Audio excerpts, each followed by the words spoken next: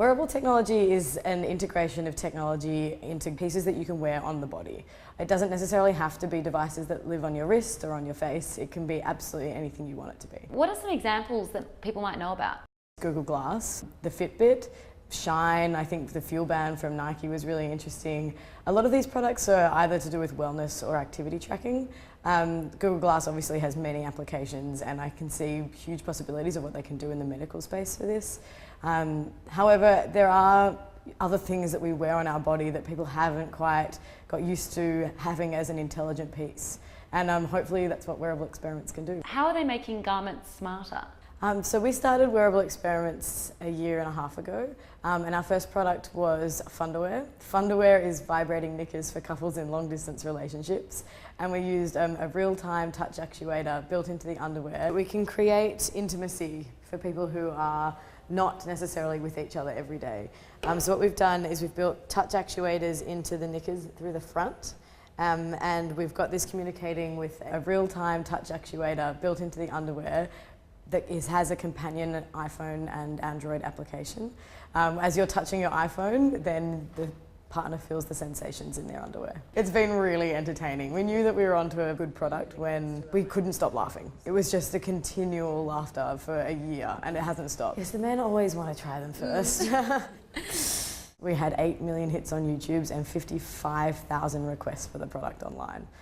So we expect the sales to be massive, but we made Durex, we partnered with Durex, so we're waiting to have the final go. We've also built a jacket that uses a navigation device.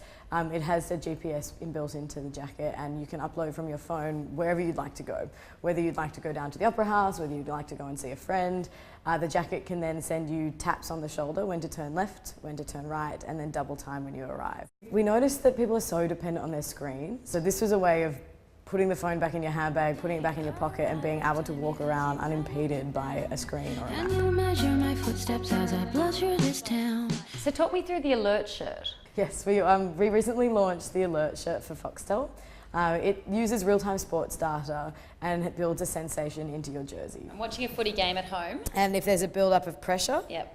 you feel the rumble of pressure build up in your chest. There's adrenaline, that burning of your lungs. There's exhaustion. You can feel there's like a heartbeat and frustration. Really improve the feeling of watching the game, or it'd feel really different. Exactly. So can you talk me through the process of starting your business, what capital you had, any investors on board? Wearable Experiments was built off the back of 2 other companies. My own family business is the Whitehouse Institute of Design, and Ben Moyer, my co-founder, is the founder of Sneepo. Sneepo Research is a software development company.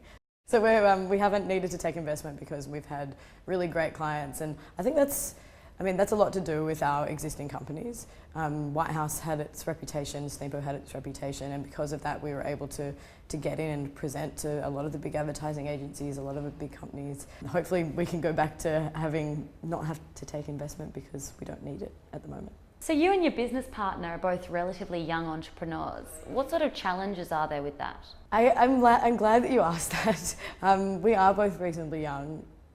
Ben is a little bit older than me. Ben is married with a family, and I'm 27.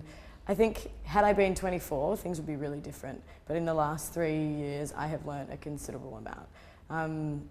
I don't think that there is such a stigma around being this age. I think this is the right age to take these risks. And I think that's what's really important about being an entrepreneur in Australia or in the world is you've got to, if you don't jump, then you'll never jump. And I keep saying I have no mortgage, I have no children, I might as well do it now. So you've spent most of this year in the US and you're heading to China.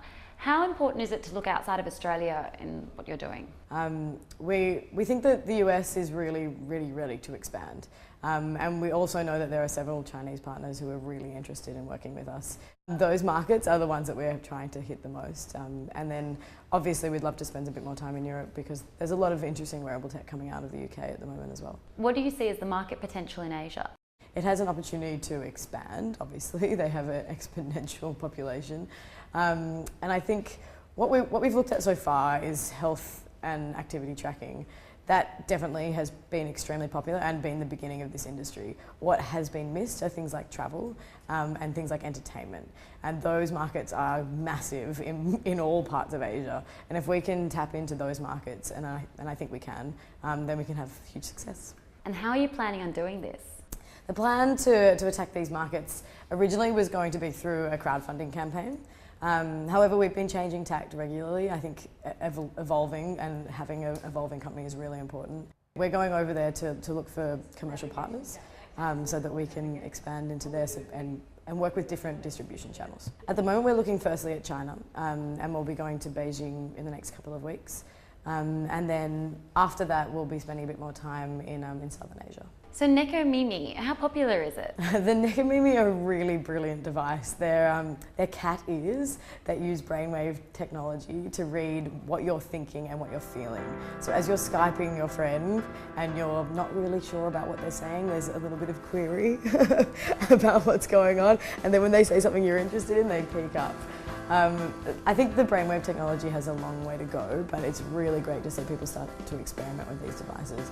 I believe the Necomimi are extremely popular in Asia. I think they've done really well because they're selling on Amazon and on a bunch of different websites. Obviously, e-commerce is the way forward for most of these wearable devices.